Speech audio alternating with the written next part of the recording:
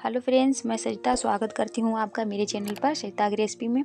तो आज हम फिर से अपने जो घरेलू जो टिप्स कुछ जुगाड़ू तरीके से होते हैं वो हम शेयर करने जा रहे हैं। तो चलिए वीडियो स्टार्ट करते हैं। तो हमारा जो पहला टिप्स है वो है यहाँ पर पराठे को लेकर। तो चलिए मैं सबसे पहले यहाँ पर कोई भी इस तरह का मोटा कपड़ा हो वो इस तरह से बिछा लें, उसके ऊपर ही हम ये चकला रखते हैं। तो फाइनली अब हम गैस को ऑन कर देंगे और दोनों हाथों में थोड़ा थोड़ा सा ये आटा लेंगे। तो हमें आटा ज़्यादा नहीं लेना है, बस थोड़ा ही लेना है। तो इनकी हम बनाएंगे बहुत छोटी सी लोई। अब हम इस पर लगाएंगे रिफाइंड ऑयल। तो दोनों ही लोई पर हम इस तरह से रिफाइंड ऑयल लगा देंगे और 2 उंगलियों की सहायता से इसे अच्छे से हल्के हल्के से प्रेस कर देंगे।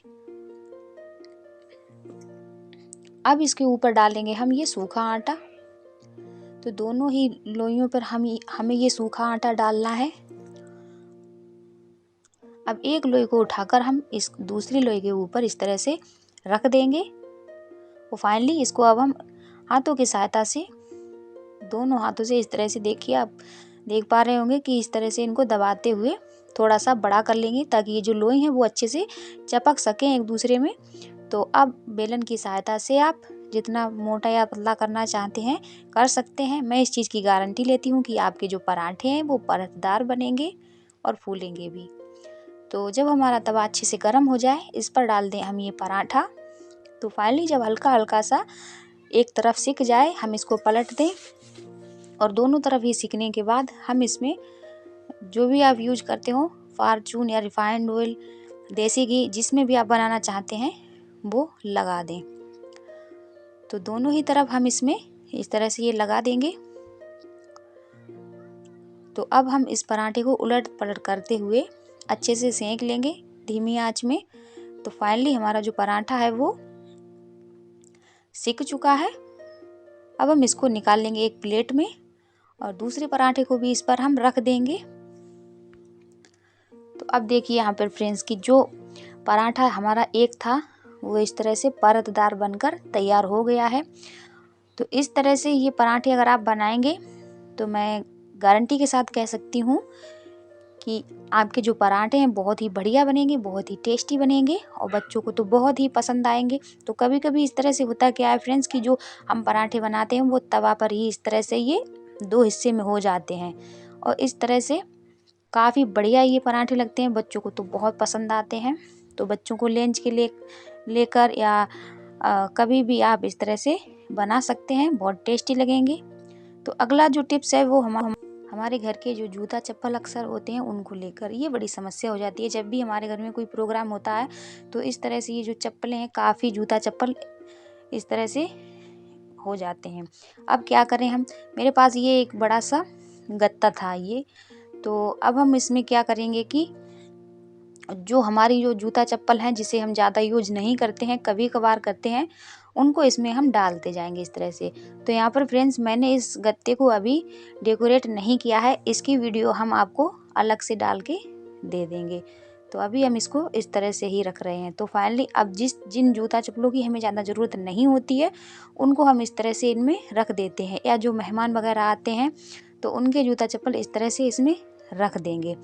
तो अब जो जूता चप्पल आते हैं वो डिब्बे बहुत ही ज़्यादा हमारे लिए मतलब कि ज़रूरतमंद हो जाते हैं। देखिए आप अब इस तरह से आप इसमें 3-4 जोड़ी भी जूता चप्पल लगा सकते हैं।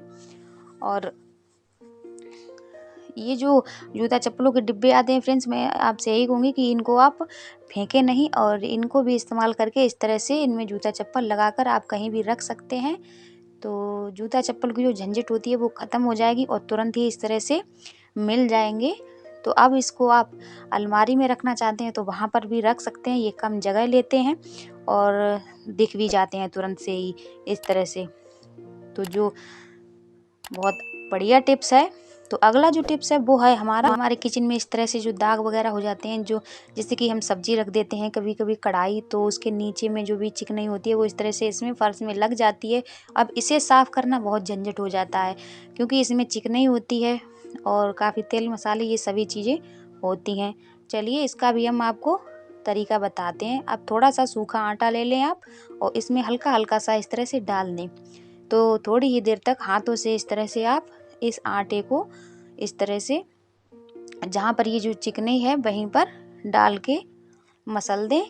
और थोड़ी ही देर में आप देखेंगे कि जो दाग था तो वो बहुत ही कम रह गया है। तो इस आटे को आप उठा लें और फिर से यहाँ पर थोड़ा सा सूखा आटा डाल दें ताकि ये जो इसमें जो भी दाग वगैरह है वो बहुत ही अच्छे से साफ़ हो जाए। तो आप देख पा रहे होंगे कि यहाँ पर जो चिकने के जो भी दाग थे वो सभी इस तरह से ख़त्म हो गए हैं। अब यहाँ पर आप से भी साफ़ करना चाहते हैं उससे भी आप पोंछा लगाकर इसे साफ़ कर दें। तो फाइनली ये फ़र्श हमारा बहुत ही बढ़िया हो जाएगा।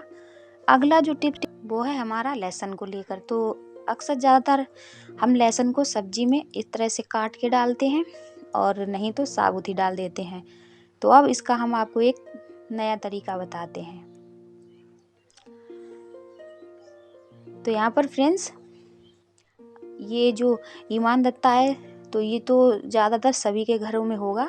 तो अभी जो लहसुन के जो छिलके जो कलियाँ थी उसको आप इसमें डाल दें और हल्का हल्का सा इसे आप दरदरा कर लें, कूट लें। तो अब जब ये कुट जाए तब इसको आप एक प्लेट में निकाल लें। तो अब ये जो हमने चाकू से काटा था वो लहसुन है और ये जो हमने ईमान दत्ता से अभी दरदरा कूटा था वो है। तो फ्रेंड्स दोनों में आपको अंतर दिख रहा होगा और दोनों की सब्जी आप सब्जियों में थोड़ा सा डिफरेंस होगा। तो अब इसको धोने के लिए अगर आप इसे तुरंत धुलकर रखते हैं तो इसमें डिटर्जेंट की ज़रूरत नहीं पड़ेगी। अच्छे से इसे धुलकर रख दें और अगर आप थोड़ी देर बाद धुलेंगे तो तब इसे आपको साबुन से अच्छे से धुलना पड़ेगा। तो इसको धुलकर आप इस तरह से उल्टा करके लगा दें ताकि दोबारा ज़रूरत पड़े काम आ जाए। अगला जो टिप्स है वो हमारा है सिलेंडर को लेकर। तो जब भी हमारे घर में सिलेंडर ख़त्म हो जाते हैं और दूसरा जो नया सिलेंडर आता है तो हम उसको ज़्यादातर ऐसे ही लगा लेते हैं। तो फ्रेंड्स ये गलत तरीका है क्योंकि जो सिलेंडर आता है उसमें काफ़ी मिट्टी वगैरह धूल वगैरह इस तरह से लगी होती है और बाहर से आते हैं तो पता नहीं किस तरह से कहाँ पे ये इस तरह से आते हैं। तो इसमें देखिए काफ़ी मिट्टी आप देख पा रहे होंगे, बहुत ही ज़्यादा इसमें धूल मिट्टी जो जम जाती है अक्सर वो उससे हमारे जो किचन में कीटाणु हो सकते हैं। तो चलिए इसका हम सही तरीका आपको बताएंगे इसको साफ़ करने का। अभी वो क्या है इसका सही तरीका इसे लगाने का।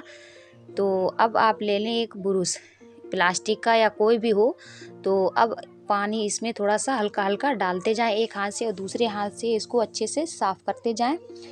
तो जहाँ पर ये ज़्यादा गंदगी हो उस तरह वहाँ पर इसे अच्छे से साफ़ करें। यहाँ पर फ्रेंड्स हमें ना किसी डिटर्जेंट की ज़रूरत पड़ेगी और ना ही किसी रिन की, बस इस तरह से पानी से ही आप अच्छे से इसको साफ़ कर दें, बिल्कुल ही क्लीन कर दें ताकि हमारे किचन में कोई भी गंदगी कीटाणु वगैरह ना जाएं। तो ये बहुत बढ़िया टिप्स है और मैं कभी भी किचन में सिलेंडर को आते ही नहीं ले जाती हूँ, पहले उसे इस तरह से साफ़ करती हूँ।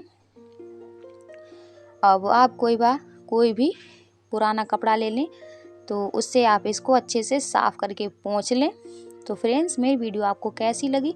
वीडियो अच्छी लगी हो तो वीडियो को लाइक शेयर करना ना भूलें। चैनल पर नए हैं तो चैनल को सब्सक्राइब कर लें और मेरी नई नई टिप्स नई नई वीडियो देखने के लिए मेरे चैनल को सब्सक्राइब कर लें। धन्यवाद।